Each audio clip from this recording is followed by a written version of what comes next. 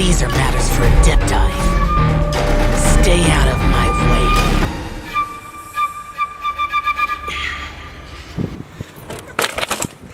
I have crippling depression. Xiao is the best Anemo hypercarry the game has to offer right now, but an Anemo unit as a hypercarry does have downsides, given that they can't benefit from elemental reactions. Today we'll be taking a look at everything you need to know to help you decide whether to get Xiao or not with your precious Primogems. I'll be providing some background footage of his gameplay throughout this video so you can get an idea of his mechanics and aesthetics. Let's first take a look at Xiao's kit and unique playstyle. I want to start by talking about his burst ability first, since that's his main source of damage. When Xiao activates his burst ability, Bane of All Evil, he puts on his Yaksha mask and gains a Nemo infusion that cannot be overridden. This power grants him a substantial damage bonus to his plunge, normal, and charge attacks, while also increasing their AoE. Furthermore, his burst enhances his leg muscles and allows him to jump extremely high despite his short height. All of these functions make him a plunge maniac that deals high damage in an AoE. However, this power does not come for free, as his suffering and crippling depression kicks in, which degenerates his health over time. Additionally, because the duration and cooldown of his ult are only 3 seconds apart, when built properly, Xiao can be in this form constantly. The longer Xiao wears this Yaksha mask, the more damage he will do. Next, let's talk about his normal attack ability. There are 2 plunge multipliers, one for high plunge and one for low plunge. You will want to high plunge on Xiao most of the time since it does more damage.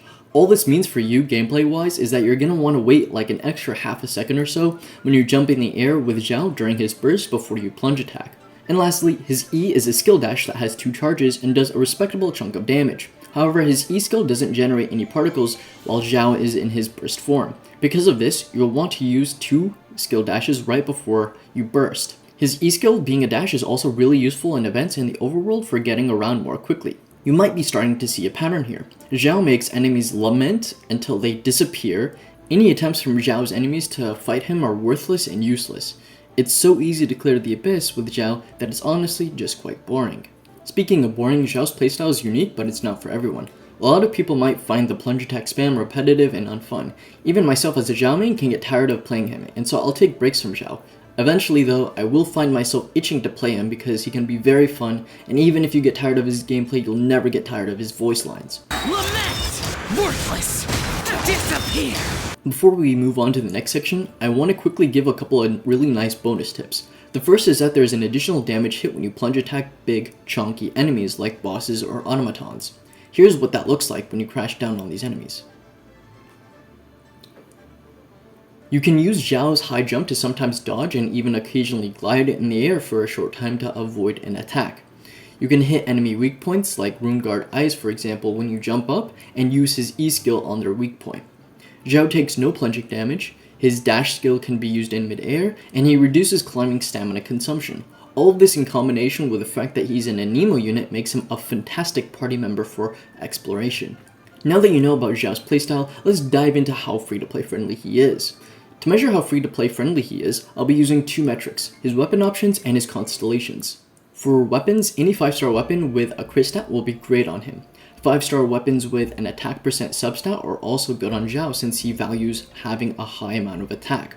The Jade Spear in particular is very good on him, and perhaps some lucky free-to-play players have it on their account since it can drop from the standard banner or any weapon banner. His 4-star weapons though are not so hot. Deathmatch is his best low spender option. After that, his best options boil down to Lithic, Missive, or Black Cliff Spear. And then lastly, if you don't have any of the weapons that I just mentioned, then go with an energy recharge gacha weapon like Skyward Spine or Favonius Lance.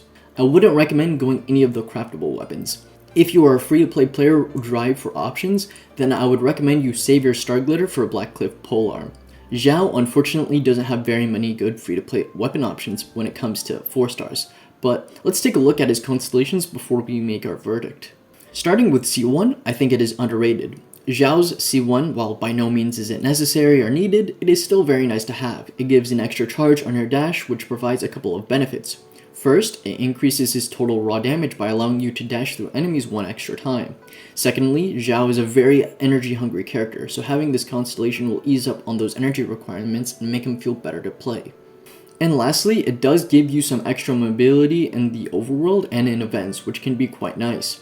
If you have the Primogems and you like Xiao as much as Xiox does, then I think it's a decent C1 to go for. But again, it's not at all mandatory for clearing the Abyss, and I can assure you that is a fact, as I have cleared several Abysses with my Xiao at C0. For Constellations 2 through 5, I'll let Xiao tell you himself how good they are. Boring. Useless. Worthless. Weak. C6 is one of the most Giga Chad OP C6 constellations you can get on a character. It makes it so that Xiao can use his dash skill a ton of times. From his constellations and weapon options, we can say that Xiao is relatively free-to-play friendly. Primogems aren't his only cost though. Let's take a look at Xiao's resin cost and how much time it takes for you to get him online. All of his talent level up and ascension materials can be found in Leeway, so newer players won't have to wait very long to start grinding for him. The Rock Frog boss gives the Juvenile Jade that is needed to ascend Xiao. However, this frog doesn't guarantee Nemo gemstones. Chances are you're gonna have to sink some extra resin in and farm the Anemo hypostasis for Anemo gemstones to ascend him up. His artifact grinding is also a bit different. Xiao can use any 2-piece attack set combination or a 2-piece attack and 2-piece Anemo set combo.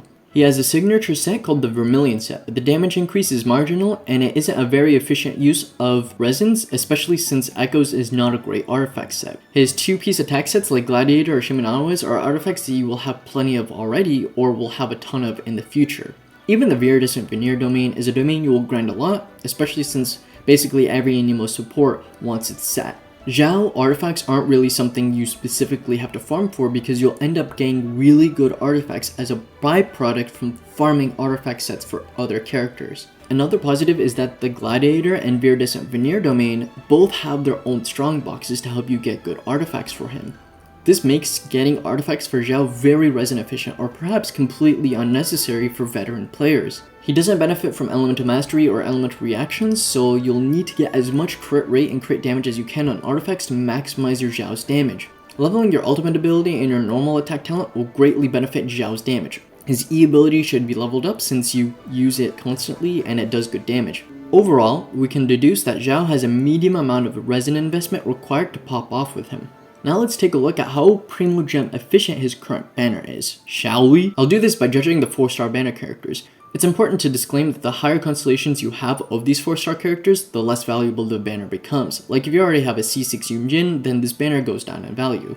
This character is just depressing for me to talk about because Hoyo slaughtered her. She doesn't deal that great of damage, her shield is mediocre, and she has split scaling. And she's a pyro unit, which is a bit wonky for a physical DPS character with the necessity of superconduct. Overall, this character is garbage and not very good meta-wise, and it's a damn shame because I love her design.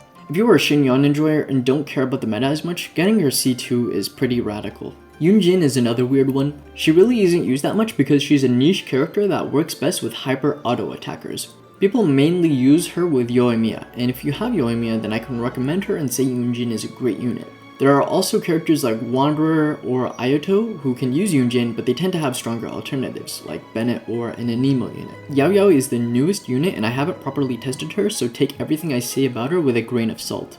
To me, Yao Yao looks like a pretty solid unit for your Dendro teams. Given the lack of Dendro characters in the game, having a Dendro healer can be very useful. Her Dendro application also looks solid. I don't think she will be meta-setting like Fischl or Xingqiu, but I think you will definitely find uses for her.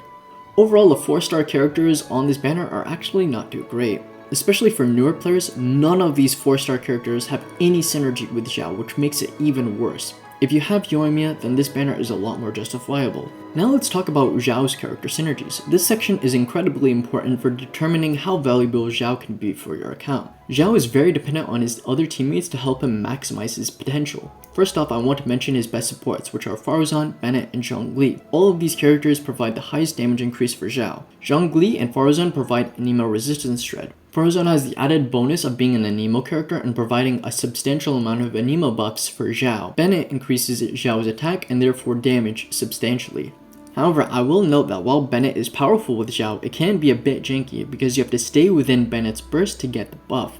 There's a lot of ways to get attack buffs, and if you are using an attack substat weapon, using Bennett might be inefficient. Xiao must have an Anemo unit on his team to help generate particles. He is an energy-hungry character and is extremely reliant on his burst uptime for damage. Characters like Sucrose, Faruzan, and Jane are wonderful options to help generate Anemo particles. especially if you have a sacrificial or Favonius weapon equipped on them. You also might want to consider a shielder or healer to help mitigate his crippling depression. Generally, Xiao comps consist of either double Geo with Zhongli and Albedo, or double Pyro aka Xiao Nado with Bennett and Xiongling. Overall, Xiao is a strong Anemo DPS hypercarry. His playstyle is unique and interesting. He is great for exploring in the overworld and for helping you slay enemies in the abyss to send them to the underworld. He is relatively free to play friendly, and his artifact grinding isn't painful. The 4 stars on his banner aren't really that great, so the value of Primogems per 10 pull is kinda bad unless you have a hyper auto attacker. He is pretty reliant on his party members, but luckily they are characters that most people have. In my opinion, Xiao is remarkably fun and a character that is worth your Primogems if you want him. Despite his height, he has carried me through countless abyss floors and he is a very reliable character. However, I would consider waiting until his next rerun or next January to pull for him, especially if you are a newer player given the 4 stars on this character banner. If you enjoyed this video or found it helpful, let me know in the comment section down below. Consider subbing and liking for more content from me, but more importantly, remember to take care and have a lamenting day.